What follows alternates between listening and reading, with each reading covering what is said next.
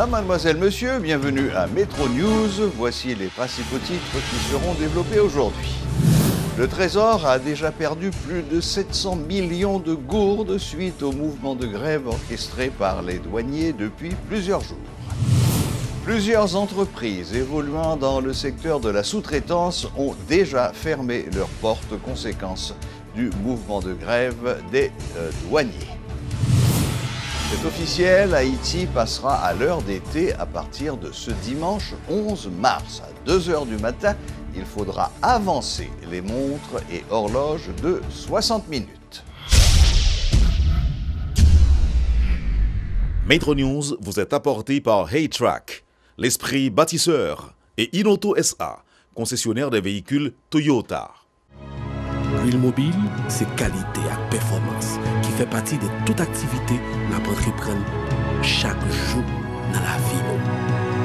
Dans le développement de la société, quel que soit le domaine où nous évoluons, l'huile mobile toujours garantit bon fonctionnement moteur, tout appareil, à toute machine. Il ne peut jamais la guerre et il ses partenaires à 100%. L'huile mobile pour moteur, dirait plus longtemps. Chaque continent, chaque pays, chaque route est différente. Derrière chaque virage, une nouvelle aventure vous attend. Toutes les routes nécessitent une attention particulière. C'est pourquoi, achetez votre Toyota chez un distributeur officiel. Vous obtenez un véhicule fabriqué spécifiquement pour votre pays. Un service après-vente spécialisé. And genuine spare parts that will make your investment and vehicle perform to the maximum.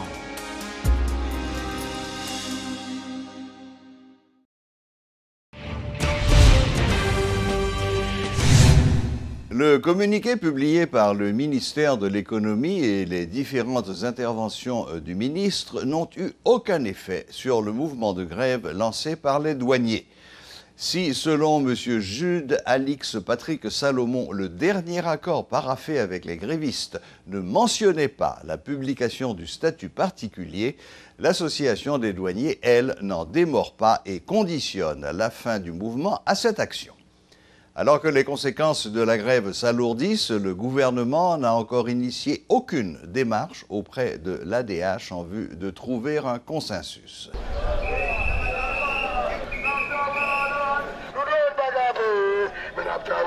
Nous allons parler de statut particulier.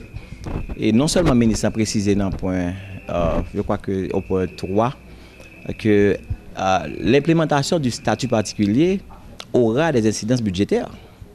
Donc cela va de soi. Et le ministre l'a si bien compris qu'il a précisé dans ce point qu'il s'agira d'un salaire spécifique. Donc, et il l'a signé. Donc maintenant, quand le ministre a parlé dans la radio pour dire qu'il y a arrêt de travail parce que nous réclamons un ajustement de salaire ou une augmentation de salaire, donc c'est tout le contraire. Donc ce qu'il y a comme vérité, c'est que la commission a toujours gagné pour travail sur finalisation et établir des échéanciers. Parce que regarde, le ministre des Finances sait pertinemment bien que pour être appliqué au plus tard le 1er octobre 2018, il y a tout un processus. Ceci étant, on ne peut pas appliquer statut particulier dans la mesure où avant projet budget n'a pas pris en compte.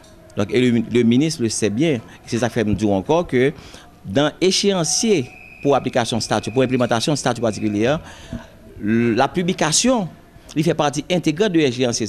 Donc, le ministre il connaît pertinemment bien que finalisation, il y a et révision pour aspect légal statut, mais tout publication et montre que dans le point 5, terme de référence là, il préparé, commission a déjà préparé arrêté que le Premier ministre va le signer. Donc, pour l'entrée en application le 1er octobre 2018, évidemment, il faut que la voie de projet de budget de la douane doit être préparée en conséquence. Donc c'est ça la situation.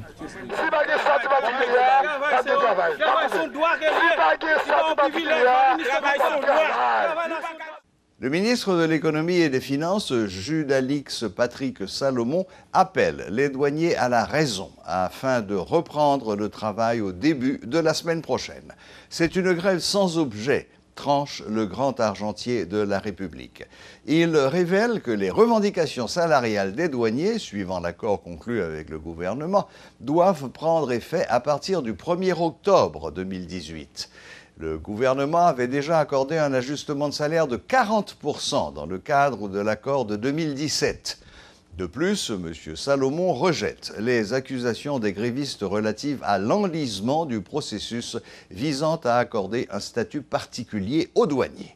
Il explique que le document a été acheminé à l'OMRH chargé de vérifier la conformité du statut particulier avec la loi sur la fonction publique. Il fait remarquer que le retard par rapport à l'échéancier prévu dans l'accord ne lui incombe pas puisque le document lui a été transmis fin janvier 2018. Le ministre des Finances se dit prêt à dialoguer avec les douaniers afin de trouver une solution au problème. Il est disposé à former une commission spéciale chargée de contrôler la mise en œuvre du protocole d'accord paraphé en octobre 2017. Intervenant dans des médias locaux, le grand argentier de la République a déploré l'intransigeance des douaniers. « Je suis ouvert au dialogue », dit-il, regrettant que les douaniers aient refusé, après 5 jours de grève, de dialoguer avec le directeur général de l'administration générale des douanes. La grève des douaniers a déjà entraîné la fermeture de plusieurs entreprises évoluant dans le secteur de la sous-traitance faute de travail, révèle le président de l'Association des industries d'Haïti, ADI. Georges Sassine, qui regrette l'attentisme des autorités face à ce mouvement qui cause des pertes importantes au pays, les appelle à agir pour que la grève cesse au plus vite et que l'activité normale reprenne. À partir de ce dimanche 11 mars, Haïti passera à l'heure d'été. À 2 h du matin, il faudra avancer les montres et horloges d'1 heure. Il sera donc 3 heures. Une mesure qui vise à permettre au pays de profiter de la durée plus longue des jours en été. Notons que selon l'arrêté présidentiel du mercredi 7 mars 2012 sur l'adoption du changement d'heure en fonction des saisons, articles 1 et 2, Haïti repassera à l'heure d'hiver le premier dimanche du mois de novembre. Information communiquée par le secrétariat général de la présidence. L'Observatoire haïtien des droits humains a dénoncé ce mercredi les traitements inhumains que subissent les jeunes haïtiens de la part des autorités chiliennes. En conférence de presse, le coordonnateur général de cette structure, Joannet Merzius, a estimé que c'est une violation de la dignité humaine, mais il en a rejeté la responsabilité sur les autorités haïtiennes. Nous-mêmes, dans le niveau observatoire, là, nous connaissons que même lorsque les autorités chiliennes ne sont pas d'accord pour ressortissants haïtiens entrer dans le pays, ils sont supposés traiter avec dignité. Et ce n'est pas ça que tu fait, c'est parce que tout simplement nous constatons qu'il y a des grands gens là-dedans qui en âge, il y a des petits gens, il y a des jeunes qui sont en situation difficile parce que les autorités chiliennes traitent dans l'indignité.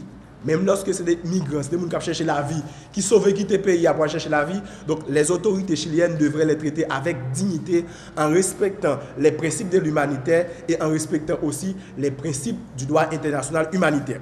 Même au niveau observatoire haïtien des droits humains, nous condamnons le comportement laxiste de l'État haïtien qui d'abord pas de jambes prend pièce disposition depuis l'année dernière pour te bloquer une série de Haïtiens qui parlent au Chili de façon illégale sans qu'on ait qui ça va le régler. Il n'y a pas de prendre disposition pour te bloquer vague migration irrégulière ça.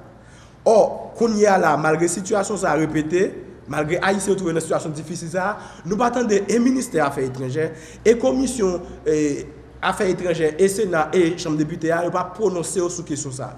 Nous avons demandé pour fixer position officiellement sous traitement inhumain et dégradant qui ressortissant haïtiens après dans l'aéroport Chili qui c'est une atteinte à la dignité humaine mais qui c'est une violation tout des droits fondamentaux mounsa yo. Le jeudi 8 mars ramenait le 48e anniversaire de Métropole. En cette occasion, la direction de la radio et de la télé avait réalisé un mini-documentaire retraçant la genèse de Métropole ainsi que les différentes émissions de cette station. Cette vidéo a permis également aux téléspectateurs de lier connaissance avec les présentateurs de la radio. Nous vous invitons à la regarder avec nous.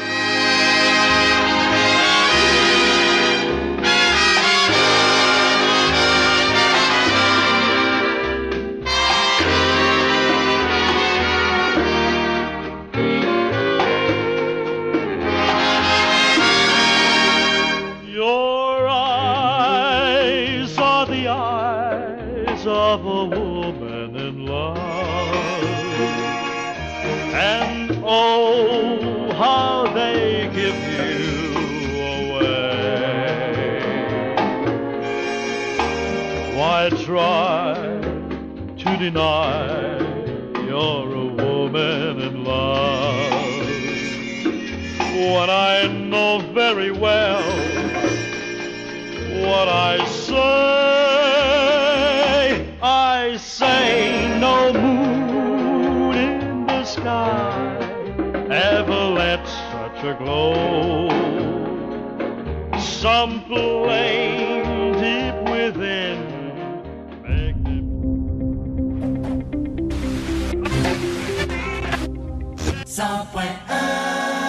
Bonjour, musique. Musique.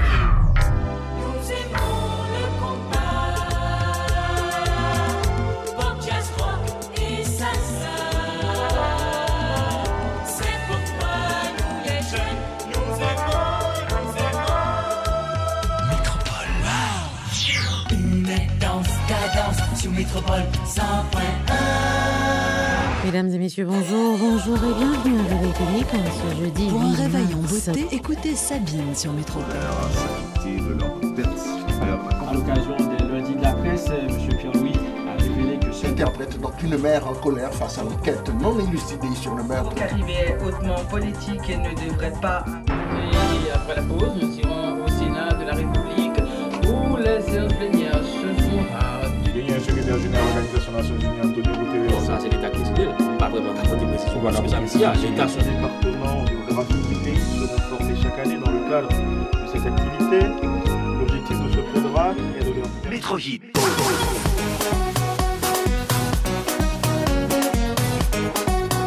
Metropol, con su DJ favorito, el único Juan Manuel Nova. Métropole présente 100.1 Sport Magazine. Tous les samedis à 3h de l'après-midi, retrouvez John Chéri et ses invités pour des analyses. C'est un rêve, c'est un bon son qui fait me vibrer, c'est sensation, mais pas qu'à la guerre. Métropole, c'est ça.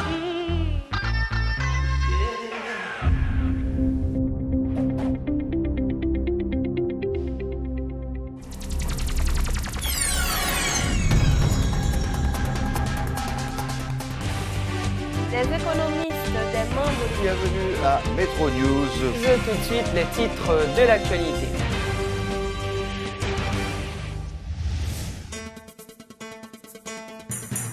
Quand les nouvelles s'affolent, Métropole fait le point. Le point tous les matins, à 8h, simultanément sur Radio et Télémétropole. Le Glamour, avec Anedi Azael Doura. Ne ratez pas Glamour sur Télémétropole. Métrofoot, présenté par Grégory Bleu-Ciel et Rudy Boujman. On est prêt pour parler football. On est prêt. Parlons foot. Métrofoot. Actuel gouverneur de la Banque centrale, M. Jean-Baptiste Dubois. M. Dubois, merci de répondre. Bienvenue dans notre voyage à travers le temps. Rétrosportive, cette émission qui vous fait découvrir ou bien redécouvrir le concours Miss Haïti 2017 en route vers la couronne. Ne ratez pas un seul épisode de notre Billboard. Il y avait une espèce de vote.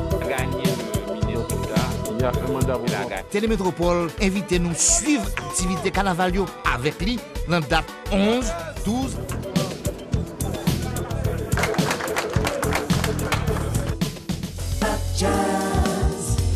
Le jeune, là je vais présenter mon conseil connu récemment. It's the Champions League sur Télémétropole.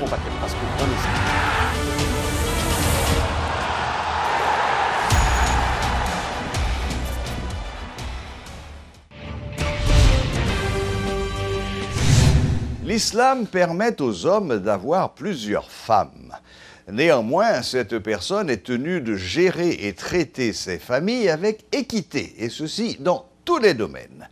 En Haïti, les pratiquants de l'islam butent sur une sérieuse contrainte juridique. Selon la législation haïtienne, la bigamie est totalement interdite, voire la polygamie. Comment comprendre cette pratique chez les musulmans? À quels risques sont-ils exposés? Suivez ce reportage de Luxon Saint-Ville et d'Elsie Dieulassin. C'est pas l'islam qui vient à polygamie. Dans la Bible, combien de prophètes qui étaient une seule madame? Même s'il vit actuellement avec une seule femme, Rubens Karies, plus connu sous le nom d'Imam Ahmad, défend la loi d'Allah, son Dieu. Âgé de 33 ans, ce jeune musulman s'est converti à l'islam depuis plusieurs années. Dans cette religion, la polygamie est bel et bien permise. Pour asseoir ses arguments, l'imam s'appuie sur le Coran, son livre saint. Mais la polygamie, en dehors de ça qu'il gagne comme forme matérielle, il y a une poussée sur le spirituel qui est très intéressant là-dedans, mais seulement pour les gens qui gagnent Dieu. Le musulman n'est pas obligé. Cependant, le musulman a une permission pour faire polygamie. Et oui, le Coran dit jusqu'à 4.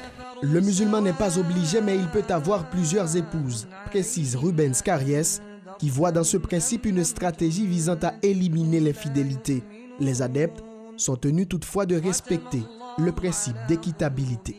Donc, équitabilité, on ne pas chita dans une redistribution égale des biens ou bien des ressources que nous avons possédées, mais le chita plutôt non redistribution ou bien non gestion de famille et dans la justice sociale. Pourtant, la législation musulmane par le biais du Coran punit l'adultère et la fornication. Alors, comment les femmes musulmanes en Haïti perçoivent-elles la polygamie dans cette religion? Sont-elles prêtes à accepter une telle pratique? Félix Island, musulmane, a sa propre réponse. Nous connaissons en Haïti, il y a totalisé 54% filles et puis 46% garçons. Par exemple, si 46 garçons, ça reprend 46 filles. 8 filles, ça et puis bon Dieu pas d'accord homosexualité. Comment il a fait? Vivre. Faut jeune honnête quand même. Ça veut dire que fille d'accord pour Marie faire polygamie, Marie fait polygamie. Personnel. Si le Coran donne la permission, les lois haïtiennes punissent formellement la bigamie, voire la polygamie. Selon le code civil et le code pénal haïtien, cette pratique est considérée comme un crime. Maître Jean Israël, avocat au barreau de Port-au-Prince. L'article 288, code pénal là, il considère ça comme un crime. Et crime ça, il porte non bigamie. Donc la bigamie en Haïti est un crime et en tant que tel, il punit de travaux forcés à temps. En Haïti, seule la monogamie est légalement reconnue. Les musulmans le savent, mais tentent de relativiser. À ce stade, l'imam Abdul Rahim y voit une certaine hypocrisie et critique ce qu'il appelle une polygamie informelle existant dans le pays. Ce n'est pas nous-mêmes qui prenons dit l'État pour accepter la polygamie parce que nous-mêmes, normalement, nous faisons dans l'informel. Par exemple, si un petit jeune garçon il n'est pas dans polygamie, il n'est pas dans aucun secte religieux, il pose la question. L'Abdoul, il y a Major, il y a Stéphane, il y a Betty, il y a Bettina, il y a tout le monde. Ça arrive. Selon les adeptes de l'islam, la polygamie est l'un des points souvent évoqués par les autorités étatiques pour empêcher la reconnaissance de cette religion en Haïti. Dans la foulée, la communauté musulmane se renforce et ne cesse d'attirer de nouveaux adeptes. Avoir plusieurs femmes, l'un des motifs qui, étonnamment, pousse certains Haïtiens à se convertir, et les jeunes sont les plus intéressés. Voilà, la boucle est bouclée. Merci de votre fidélité. Excellent week-end à toutes et à tous et à la prochaine, même heure, même chaîne.